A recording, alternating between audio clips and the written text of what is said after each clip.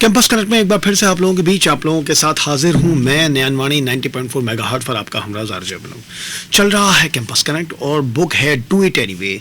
अब लेकर आता no matter what do it winning formula, आपको विनिंग फार्मूले से अवगत कराने, आपको इंट्रोड्यूस करने। पहले भाग में आपने लूजिंग फार्मूले के बारे में जाना। अब इस भाग में सरलतम मार्ग पर चलने के लिए आसानी से इसके लिए आप विनिंग फार्मूले को समझेंगे। लूजिंग फार्मूले में आप बहाने देकर कार्य को टालते हैं, लेकिन विनिंग फार्मूले में आपको कोई भी कारण दिए बिना यानी अनरीजनेबल रहते हुए काम को पूरा करना है। जब आप बहानेबाजी से हटकर हर हाल में काम को अंजाम पहुंचाते हैं तो वहाँ 100% जीत आपकी होती है। सब जानते हैं कि जब जीत का नशा चढ़ जाता है या उसकी आदत पड़ जाती है तो वो जल्दी छूटती नहीं है। एक बार जीत गए तो इंसान हर बार जीतना चाहता है। जीत हासिल करने के लिए वो जी जान से अपने हर कार्य को पूरा करने में लगा रहता है, तब उसे कोई बहाना सूझता ही नहीं। जब जीत हासिल होती है तब इंसान का आत्मविश्वास भी बढ़ने लगता है, बुद्धि खुलने लगती है और जोश के साथ होश भी बढ़ता है। लगता है आप भी इसी तरह की जीत की कल्पना में खो गए। क्या आप भी अपने जीवन में जीतना चाहते हैं? क्या वो सब कुछ प्राप्त करना चाहते हैं जो एक कामयाब इंसान को प्राप्त होता है? ना कहने का तो प्रश्न ही नहीं उठता। ऐसा कौन है जो जीवन में सफलता, कामयाबी, शोहरत नहीं चाहता? हर एक दूसरे को पीछे छोड़कर आगे बढ़ना चाहता है। अपने जीवन में वो सब कुछ पाना चाहता है जो समाज में उसका रुतबा बढ़ाए, जैसे नाम, पैसा, शोहरत, कामयाबी आदि। पर इसके लिए आपको बहाने देने के स्थान पर काम को महत्व देना होगा। अपने आराम को छोड़कर लक्ष्य को पाने के लिए जी तोड़ मेहनत करनी होगी, भले ही कोई आपका साथ दे या ना दे। अपनी जीत हासिल करने और उस पर टेके रहने के लिए आपको एक फार्मूला समझना होगा और उसे अपने जीवन में लागू भी करना होगा। तो आइए उस विनिंग फार्मूले को विस्तार से समझते हैं। वो फार्मूला है बीइंग अनरीजनेबल प्लस स्टैंड लेना इक्वल्स टू विनिंग, यानी जीतने का फॉर्मूला। बीइंग अनरीजनेबल यानी हर परिस्थिति में चाहे वो कितनी भी विषम हो, जिस कार्य को करने का निर्णय लिया है उसे बिना कारण दिए अंजाम तक ले जाना है। स्टैंड लेना यानी कि अपना पक्ष चुनना है और उस पर डटे रहना है। जीवन में बहुत से ऐसे अवसर आते हैं जब अलग अलग परिस्थितियों में आपको अपना स्टैंड लेना होता है, अपने पक्ष का चुनाव करना होता है। एक बार आपने अपना पक्ष चुन लिया, फिर चाहे किसी कार्य को करने या ना करने का हो या आपको इसके बारे में चॉइस लेनी हो, आप उस पर डटे रहते हैं। जब आप अपने कार्य के प्रति अनरीजनेबल रहते हो, आप स्टैंड लेते हो यानी अपनी कभी बात को अंजाम तक पहुंचाते हो, तो लोगों का आप पर विश्वास बढ़ने लगता है और वे भी आपको पूर्ण रूप से सहयोग करते हैं। आइए इसे विस्तार से समझने के लिए ब्रुकलिन ब्रिज के बनने की कहानी जानते हैं। जॉन रोबलिंग नामक इंजीनियर के मन में दुनिया का सबसे बड़ा सस्पेंशन ब्रिज बनाने का विचार आया। ये प्रोजेक्ट इतना ज़्यादा मुश्किल था कि कई इंजीनियर्स ने ये नामुमकिन है कहकर साथ नहीं दिया। तब इस असंभव कार्य को करने के लिए उन्होंने अपने बेटे वॉशिंगटन रोबलिंग को बड़ी मुश्किल से मना लिया। काम शुरू होने के कुछ ही समय बाद ब्रिज गिर गया, जिसमें उनकी मृत्यु हो गई और उनका बेटा भी उस दुर्घटना की वजह से पूरा पैरालाइज्ड हो गया। सब कुछ बीच में ही ठप हो गया। लेकिन वॉशिंगटन रोबलिंग के ब्रिज बनाने की वर्किंग डिज़ाइनर के सामने कुदरत को भी हार माननी पड़ी, यानी कि उनके अंदर थी एक बर्निंग डिज़ायर। एक दिन वॉशिंगटन की एक उंगली हिली और उसे अपने ठीक होने में आशा की एक किरण दिखाई दी। उसने उस उंगली की मदद से इशारों द्वारा अपनी पत्नी के साथ मिलकर कोड लैंग्वेज तैयार की। बस फिर क्या था, जिसमें ब्रिज बनाने की पूरी कार्य योजना का ब्यौरा था। ब्रिज का काम वापस शुरू हुआ। बहुत संघर्ष के बाद 11 साल में ये प्रोजेक्ट पूरा हुआ, जो आज भी न्यूयॉर्क में शान से खड़ा है। उसका नाम है ब्रुकलिन ब्रिज। इतनी मुश्किलों के बावजूद एक साधारण इंजीनियर असाधारण इंसान बन गया, क्योंकि उसका स्टैंड स्पष्ट था। ध्यान रखें, ये काबिलियत हर इंसान में होती है। कुछ उसका उपयोग करते हैं और कुछ अपने गुणों से अनजान रहते हैं। हालांकि अपने जीवन में जब आप देखेंगे तो पता चलेगा कि दिन भर में आप कई ऐसे कामों को अंजाम देते हैं जो मुश्किल लग रहे थे, परंतु वे आप करना चाहते थे या करने ज़रूरी थे और आपने कैसे भी करके कर दी। जैसे किसी को अपने रिश्तेदार को ज़रूरी संदेश पहुंचाना है तो वो लगातार कोशिश करके संदेश पहुंचा ही देता है। जैसे आपको कोई सामान खरीदना है और एक दुकान पर नहीं मिला तो आप दूसरी तीसरी कितनी दुकानों पर घूमकर वो सामान ले ही आते हैं। इस तरह आप अनजाने में इस फॉर्मूले का इस्तेमाल करके अपने कार्यों को दृढ़ इच्छा शक्ति के सहारे पूरा कर लेते हैं और कभी कभी तो असाधारण लगने वाले काम भी पूरे हो जाते हैं जिनकी आपको बिल्कुल भी उम्मीद नहीं होती। जैसे यमराज एक महिला को लेने आया। महिला ने कहा बस मुझे 2 मिनट दे दो। यमराज ने पूछा 2 मिनट में ऐसा क्या कर लेगी? तब महिला ने जवाब दिया बस व्हाट्सएप पर स्टेटस डालना है, ट्रेवलिंग टू यमलोक।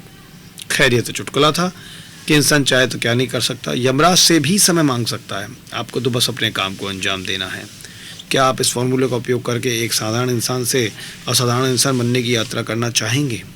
अगर हाँ, तो आपको विनिंग फार्मूले का इस्तेमाल करना है, जिसके लिए आप एक वाक्य दोहरा सकते हैं जो है no matter what do it anyway, अर्थात चाहे जो भी हो जाए काम को पूरा करो।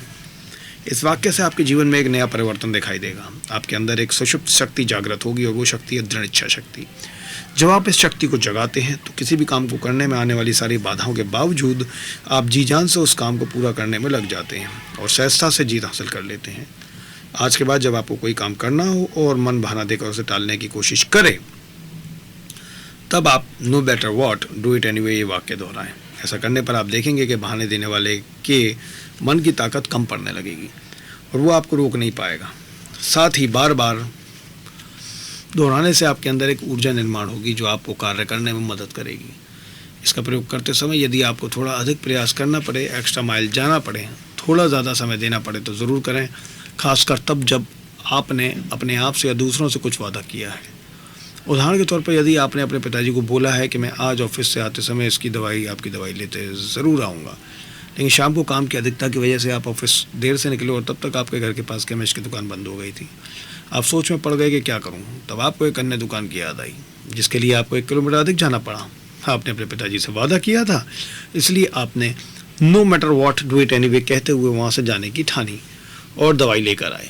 ऐसे प्रयोग करने से कुछ ही दिनों में आप देखेंगे कि आपकी इच्छा शक्ति दृढ़ होने लगेगी और ये गुण बढ़ने लगेगा। इस विनिंग फार्मूले के साथ आप ये समझ भी जोड़ें कि चाहे आप कितने भी बहाने दें, मगर जब तक आप अपने कार्य को अंजाम नहीं देते तब तक वो कार्य अधूरा ही रहता है। वहीं जब आप डू इट एनीवे के साथ कार्यों को तुरंत पूर्ण करने की आदत डालते हैं तो आपके काम जमा होकर उनकी लंबी लिस्ट बनना बंद हो जाती है। आने वाले कम से कम 7 दिनों के लिए एक काम करने का स्टैंड लें और नो मैटर वॉट कहकर उसे पूरा करें, ताकि आप अपने जीवन में जीतने की आदत का निर्माण कर पाएंगे। भाग 10, नो एक्सक्यूज डे। सेलिब्रेशन तो बनता है। आपने women's day, father's day, mother's day, friendship day, yoga day, children's day इत्यादि तो सुना है। आप उन्हें उत्साह से सेलिब्रेट भी करते हैं। इसी तरह आपको एक और नया दिन मिले तो क्या आप उसी उत्साह से मनाना चाहेंगे? तो सुनिए, वो दिन है नो एक्सक्यूज डे। आप कहेंगे ये कोई भी सेलिब्रेट करने वाली बात है क्या? इसमें तो उल्टा ज़्यादा काम करना पड़ेगा। पर आप ये भी जानते हैं कि जब आप ऐसे डेज मनाते हैं तो ज़्यादा काम होता है, जैसे गिफ्ट लाना, केक बनाना, डिनर पर जाना, यानी आप उस दिन अधिक व्यस्त रहते हैं और फिर सेलिब्रेट करते हैं। उसी तरह नो एक्सक्यूज डे मनाने के लिए आप दिन भर जो भी कार्य करते हैं उसमें कोई भी बहाना ना बनाएं और शाम को म्यूज़िक लगाकर सेलिब्रेट करें। चाहे तो डिनर के लिए जाएं, घर वालों के साथ मिलकर आइसक्रीम खाएं। इस तरह आप उस दिन को खुशी खुशी मना सकते हैं। ऐसे ही कनाडा में साल में एक बार नो एक्सक्यूज डे मनाया जाता है, जिसका उद्देश्य है साल में एक दिन सभी लोग कोई बहाना देकर अपने करीबी लोगों के साथ, अपने चाहते लोगों के साथ क्वालिटी टाइम बिताएं और मज़ा करें, यानी मोबाइल टेक्नोलॉजी से हटकर सोशल लाइफ को बढ़ावा दें। हमें भी नो एक्सक्यूज डे मनाना है, लेकिन साल में एक बार नहीं, महीने में एक बार। सोचें ये दिन मनाना आपके लिए सज़ा होगी या मज़ा। दो दोस्त हैं गोलू और मोलू। गोलू हमेशा एग्ज़ाम में पास हो जाता है जबकि मोलू फेल हो जाता है। एक बार गोलू ने पूछ लिया, अरे मोलू तू फेल कैसे होता है? मोलू, अरे मेरे पास तो टाइम ही नहीं होता। देख मैं पूरा हिसाब बताता हूँ, साल में 365 दिन होते हैं ना, उसमें 52 रविवार होते हैं। रविवार को कौन पढ़ता है? 50 दिन छुट्टियाँ होती हैं। छुट्टियों में सभी अपने परिवार के साथ घूमने जाते हैं।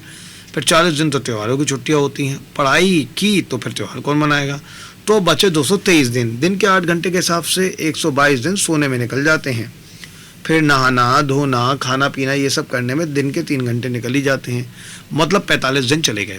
फिर एक दिन का घट्टा, दोस्तों के साथ गप्पे लड़ाते हैं तो लगभग 15 दिन चले गए।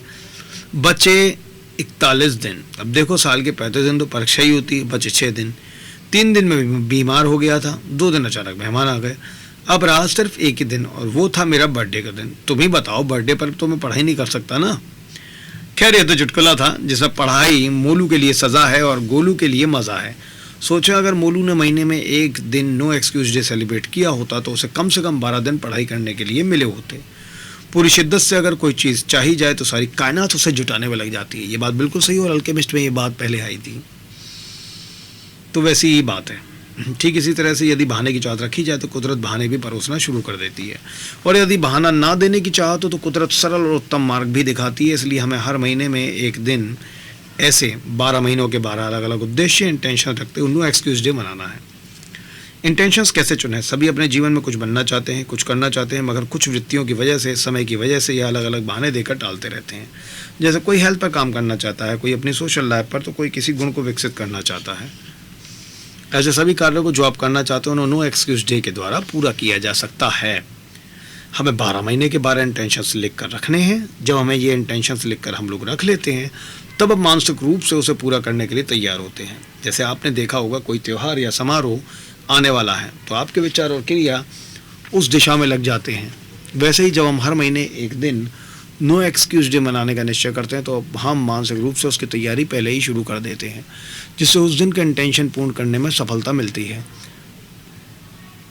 आपको मैं बाद में एक चार्ट के जरिए इसको समझाऊंगा भी, जिसमें आपके पास 6 कॉलम होंगे और भरकर आपको क्लियर करना है कि आपको एग्जैक्टली क्या करना है और कैसे भरना है। पहले 2 कॉलम में वो तारीख लिखिए जिसमें आप नो एक्सक्यूज डे मनाना चाहते हैं। जैसे आप अपना जन्मदिन या एनिवर्सरी डेट तय कर सकते हैं। मान लीजिए आपका जन्मदिन 28 तारीख को है, तो आपने चुना हर महीने की 28 तारीख को मैं नो एक्सक्यूज डे सेलिब्रेट करूंगा या करूंगी। या आप हर महीने की पहली तारीख भी चुन सकते हैं। दूसरे कॉलम में आप जीवन के किस क्षेत्र में क्या इंटेंशन लेना चाहते हैं वो आज ही लिख लें, ताकि हर महीने आपको सोचना ना पड़े। दूसरे 2 कॉलम, इन कॉलम्स को नो एक्सक्यूज डे के एक दिन पहले मनन करके भरना है। आखिरी 2 कॉलम, इन कॉलम्स पर ना तो नो एक्सक्यूज डे के अंत में यानी रात को सोने से पहले लिखित में मनन करके भरना है। और चार्ट में पहले 2 कॉलम्स उदाहरण के तौर पर मैं बता सकता हूं आपको। जैसे कि मान लीजिए आपके तारीख का चार्ट, जैसे कि मैंने आपको बताया 28 जनवरी, इंटेंशन है कि आज अतिरिक्त खाना और जंक फूड नहीं खाना है। बहाना क्या देते हैं? भोजन स्वादिष्ट है, आज ही पार्टी थी, बचा हुआ खाना कैसे फेंकूं। बहाने का मूल कारण इमोशंस, टेंशन, पुरानी आदत, खाने का शौक। बहाने ना देकर काम करने का अनुभव, हल्का रहा, ताजगी महसूस की। इंटेंशन पूरा करने पर खुद को रेटिंग दें, 1 अगर कम काम हुआ, 10 जबकि ज़्यादा काम हुआ। तो इस तरह से आपके पास रहेगा ये चार्ट। और ये थी आप लोगों के पास कैंपस कनेक्ट में बुक डू इट एनीवे के द्वारा जानकारी। कल लेकर आऊँगा भाग 11, एग्जीक्यूटर वर्सेस एक्सक्यूटाइजर, अपना उच्चतम दें। बात करूंगा दोबारा आप लोगों से ज्ञानवाणी 90.4 मेगाहर्ट्ज पर। तब तक के लिए बने रहिए अपने हमराज आर्च के साथ। Thank you so much. Here is the music.